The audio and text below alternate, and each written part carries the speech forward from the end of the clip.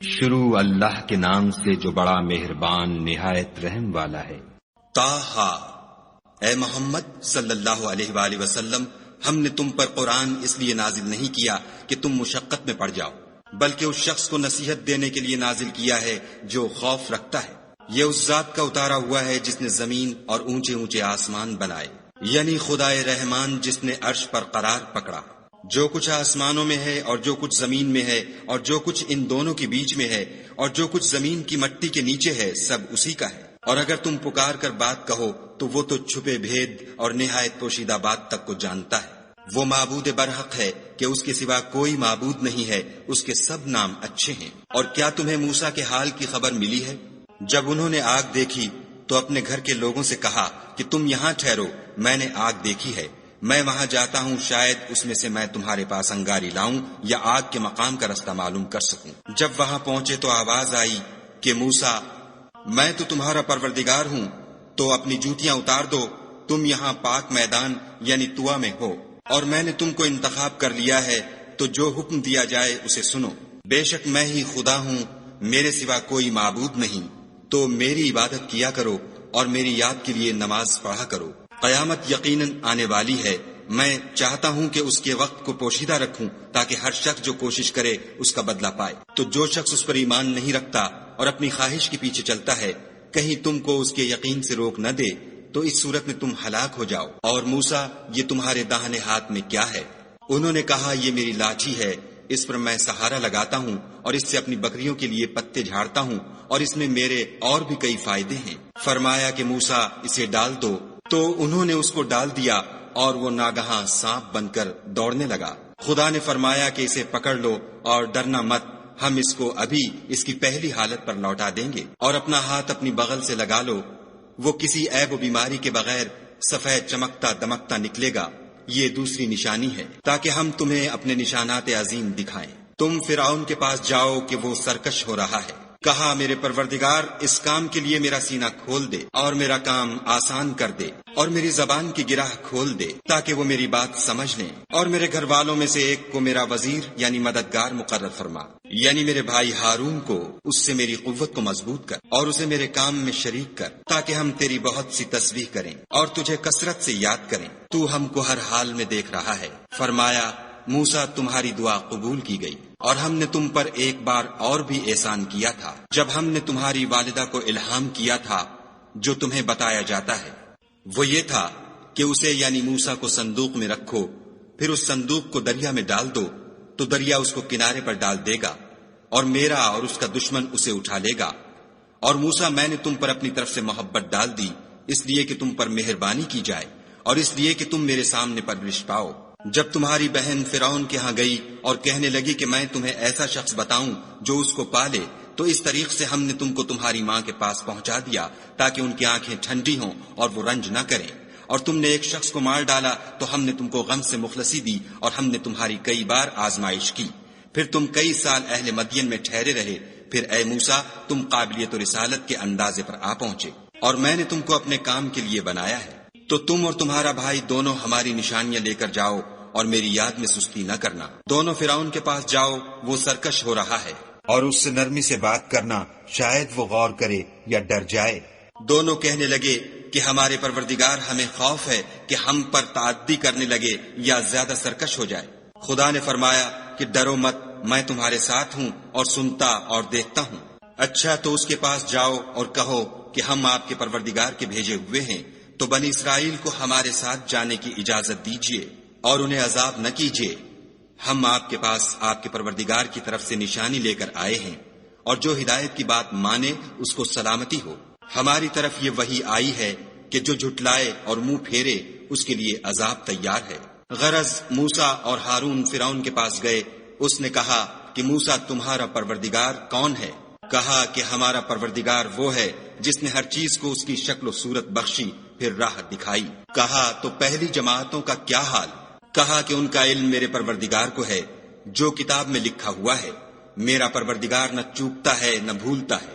وہ وہی تو ہے جس نے تم لوگوں کے لیے زمین کو فرش بنایا اور اس میں تمہارے لیے رستے جاری کیے، اور آسمان سے پانی برسایا، پھر اس سے انواع و اقسام کی مختلف رویدگیاں پیدا کی۔ کہ خود بھی کھاؤ اور اپنے چار پایوں کو بھی چراؤ، بے شک ان باتوں میں عقل والوں کے لیے بہت سی نشانیاں ہیں۔ اسی زمین سے ہم نے تم کو پیدا کیا اور اسی میں تمہیں لوٹائیں گے اور اسی سے دوسری دفعہ نکالیں گے۔ اور ہم نے فرعون کو اپنی سب نشانیاں دکھائیں مگر وہ تکذیب اور انکار ہی کرتا رہا۔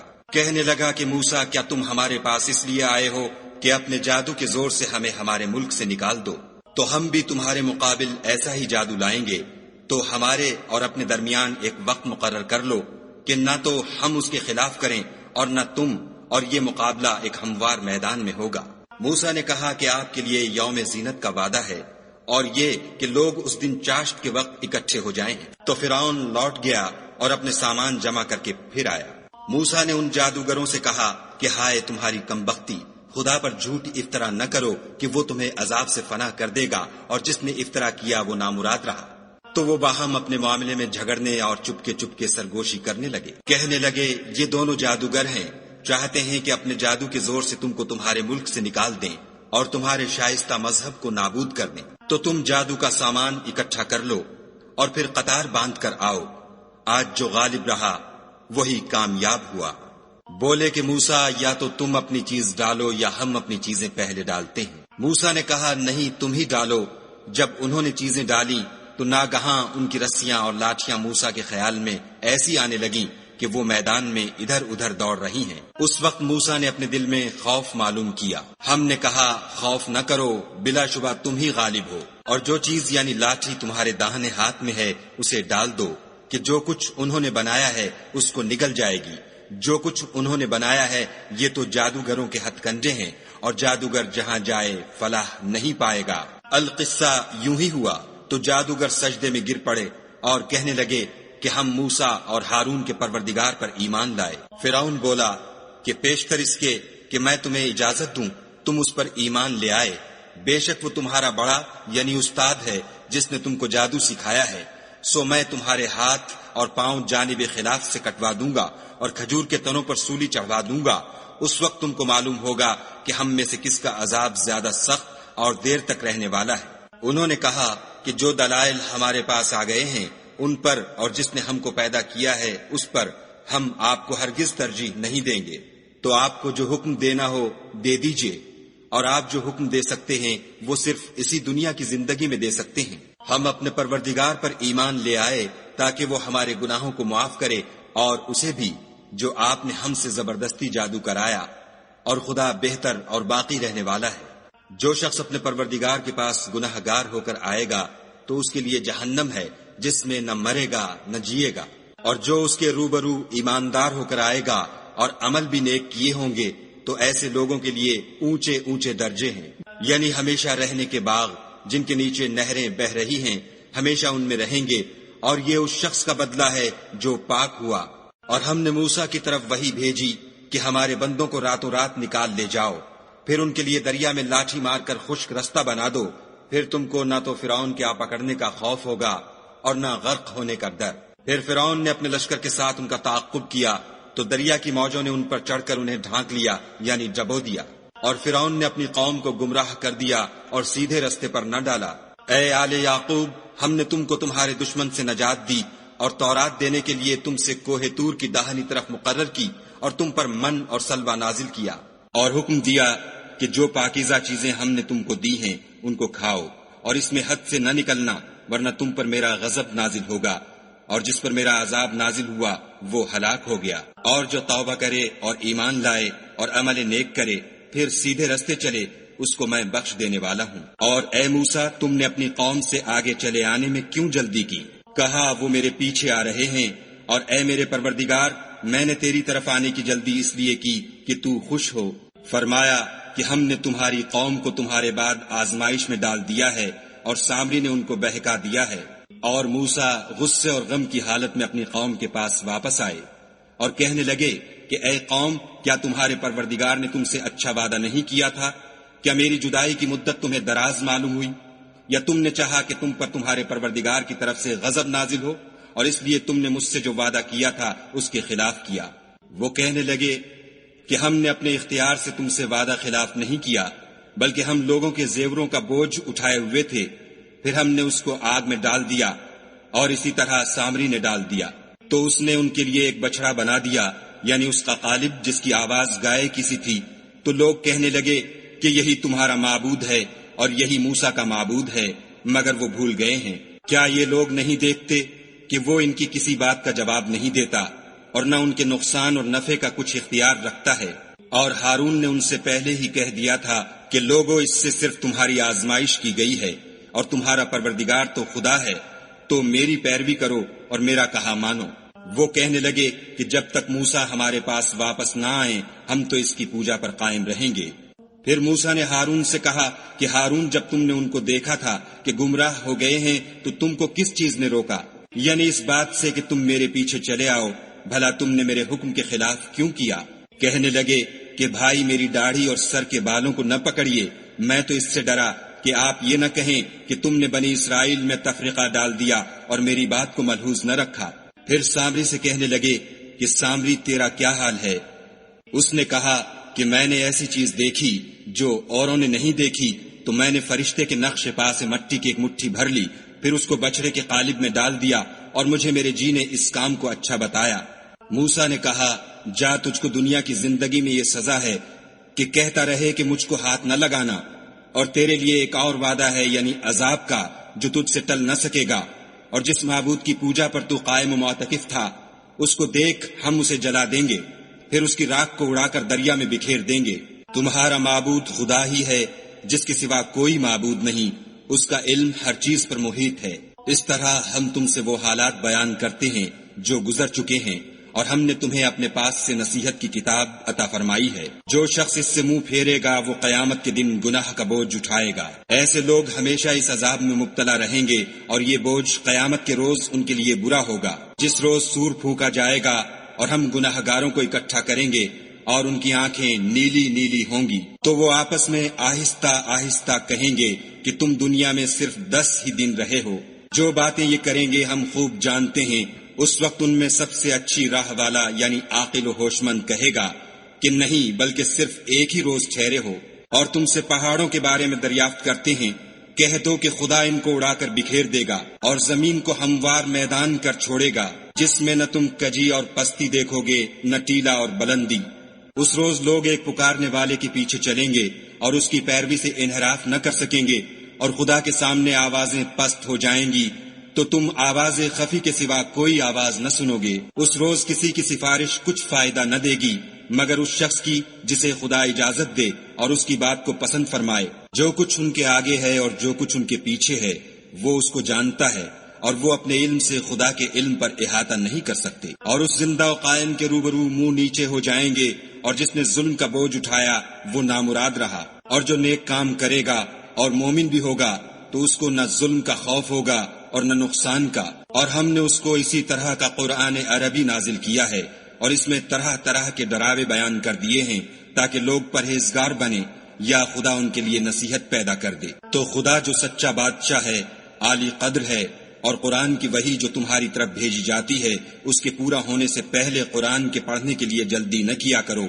اور دعا کرو کہ میرے پروردگار مجھے اور زیادہ علم دے۔